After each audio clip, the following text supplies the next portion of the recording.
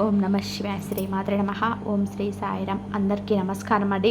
November 25 మంగళవారం రోజు దిన ఫలితాల ప్రకారం రేపటి రోజు జరిగేటువంటి శుభాశుభ పరిణామాలేంటి, ఏ దేవతారాధన చేసి మీకు అనుకూలంగా వస్తుంది, వృత్తి ఉద్యోగ వ్యాపార పరంగా, కుటుంబ పరంగా, ప్రేమ వ్యవహార పరంగా, దాంపత్య జీవిత పరంగా మీకు రేపటి రోజున ఎలా ఉండబోతుంది, అలాగే ఊహించండి ఫోన్ కాల్ ఎలా తెల్లారితే మీ జీవితంలో జరిగేటువంటి కొన్ని సంఘటనలు ఈ వార్తల గురించి తెలిస్తే నిజంగా ఆశ్చర్యపోతారండి. మరి రేపటి రోజు జరిగేటువంటి పూర్తి అంశాల గురించి మనం ఈరోజు ఈ వీడియోలో తెలుసుకోబోతున్నాం. కాబట్టి వీడియోని ఎక్కడ కూడా స్కిప్ చేయొద్దు. పూర్తిగా వింటేనే మీకు ఏం చెప్తున్నామో క్లియర్గా అర్థమవుతుంది. ఈ రాశి వారి గురించి పూర్తిగా తెలుసుకోబోయే ముందు ఛానల్ని అయితే సబ్స్క్రైబ్ చేసుకొని వీడియోని అయితే లైక్ చేసి షేర్ చేయండి.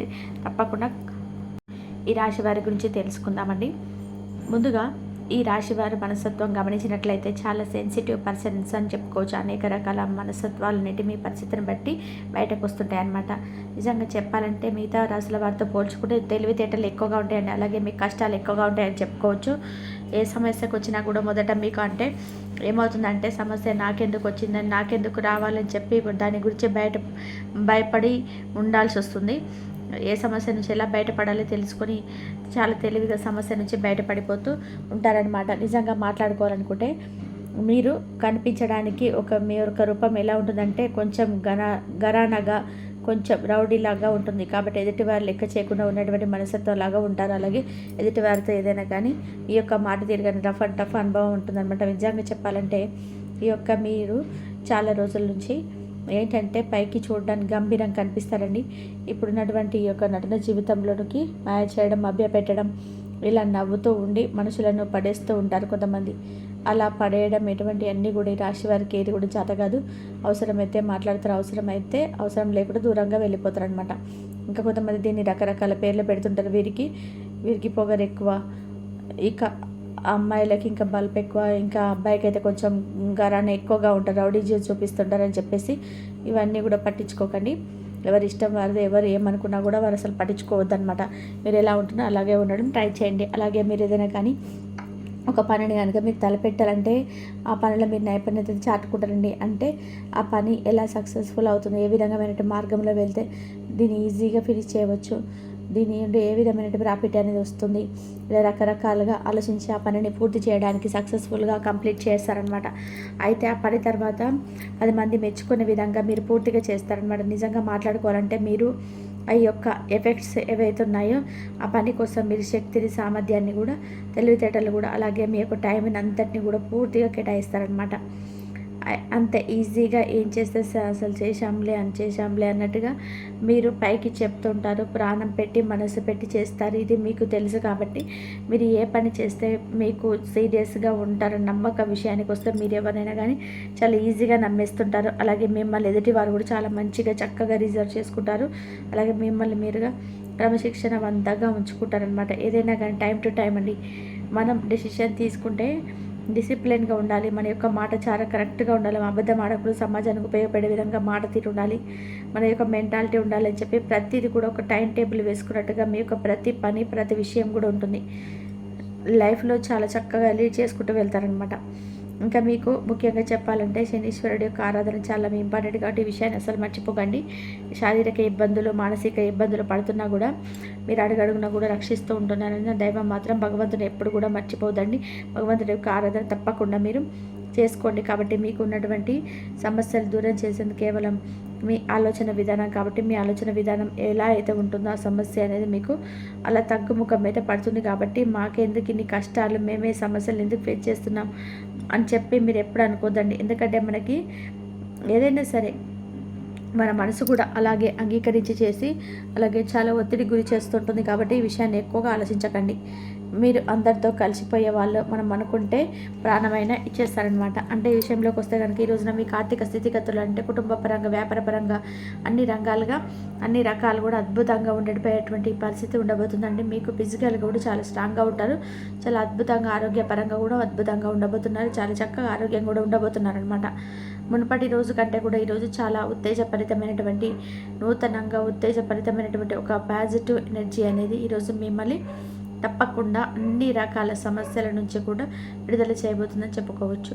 అలాగే ఈరోజు మీకు ఎక్కడ కూడా లైఫ్ అనేది బోరు ఉన్నట్టుగా అనిపిస్తే మాత్రం కొంచెం సేపు ఫ్రెండ్స్తో టైం కేటాయించడం వల్ల, నూతన వ్యక్తులకు పరిచయం, మిమ్మల్ని ఉత్సాహపరచడం, ఇలా కుటుంబ పరంగా శాంతి సౌఖ్యం ఏర్పడడం, ఇవన్నీ కూడా మీకు తెలియనటువంటి ఉత్సాహాన్ని మీకు తెస్తాయి అన్నమాట మీ మనసుకి. నిజం చెప్పాలంటే మనం రకరకాల ఆలోచన చేస్తుంటుంది.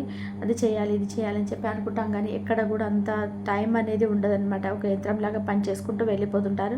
అలాగే రోజులు కూడా గడిచిపోతుంటాయండి. అలాగే కొన్ని రోజుల నుంచి మీకు సంతోషం అనేది లేకపోవడం, టైం అనేది కనీసం కుటుంబంలో ఉన్నటువంటి వ్యక్తులకు కేటాయించకపోవడం, కనీసం పిల్లలతో గడపాలనే ఆలోచన వచ్చినప్పుడు కూడా మీరు ఏంటంటే మీకు ఉన్నటువంటి బిజీ లైఫ్లో మీరు ఎక్కడ కూడా అసలు సమయం అనేది లేక చాలా చిరాకులతో ఉండడం, ఇవన్నీ కూడా కొన్ని రోజుల నుంచి మీకు కొంచెం ఎక్కువగా మానసిక పరమైన ఒత్తిడి గురి చేస్తుంటుంది. కాబట్టి ఈ విషయాన్ని ఎక్కువగా మీకు తీసుకోవద్దండి. అలాగే తోబుట్టువుల పరంగా కూడా కొన్ని ఆస్తి విషయంలో కొంచెం ఏదంటే బంధువులకు సంబంధించిన ఒక స్త్రీ కారణంగా ఈరోజు కొన్ని విషయాలు గందరగోళమైన పరిస్థితి కొంచెం ఏ సమయంలోనైనా కలిగించవచ్చండి. కాబట్టి మీ యొక్క పరిస్థితి ఎలా ఉంటుందంటే కనుక ఈ స్థితిగతులు ఏదైనా ఆస్తులు ఉన్నాయా, లేదా బంగారం ఉందా, లేదంటే ఇద్దరు కలిసి ఒక బ్లడ్ రిలేషన్ కదా అని చెప్పి ఇటువంటి ఆలోచనలు కలిగి ఉండరు. ఇటువంటి సమయంలో విపరీతమైన కోపానికి గురి చేసి ఒకరినొకరు దూషించుకోవడం, కోప్పడడం, ఇవన్నీ కూడా తెలియకుండా జరిగిపోతుంటాయి.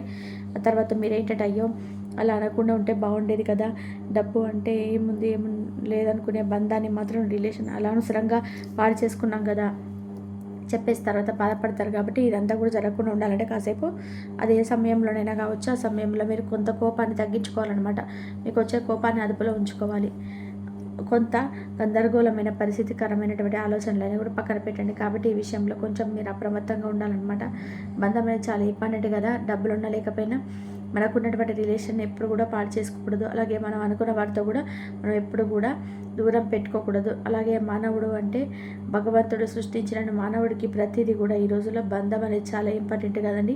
కాబట్టి మనకున్నటువంటి బంధాలు పాడు చేసుకోకూడదు, దూరం చేసుకోకూడదు. కాబట్టి కూర్చేపు మాట్లాడుకొని ఎవరికనేది అన్ని విషయాలు కూడా చెప్పుకొని చర్చించుకొని మనం కొంచెం న్యాయపరంగా కూడా మీకు అడుగును ముందుకేస్తే కనుక మంచిదన్నమాట. ఇంకా అలాగే ఈరోజు వ్యాపారపరంగా కూడా చాలా ఎక్కువగా లాభాలు అయితే మీకు కనిపిస్తున్నాయి, అనుకూలంగా ఉంటుంది, కష్టపడితే ఫలితం ఉంటుంది. కాబట్టి కూర్చొని టైం పాస్ చేస్తే మాత్రం మీ విషయం తప్పకుండా మీరు గుర్తుపెట్టుకోవాలి. మీకు ఈ రోజున ముఖ్యంగా చెప్పాలంటే మీకు దగ్గరలో ఉన్నటువంటి దేవాలయ దర్శనం, ఏ స్వామి అయినా కానీ పర్వాలేదండి, దగ్గరలో ఉన్నటువంటి దేవాలయ దర్శనం చేసుకోండి.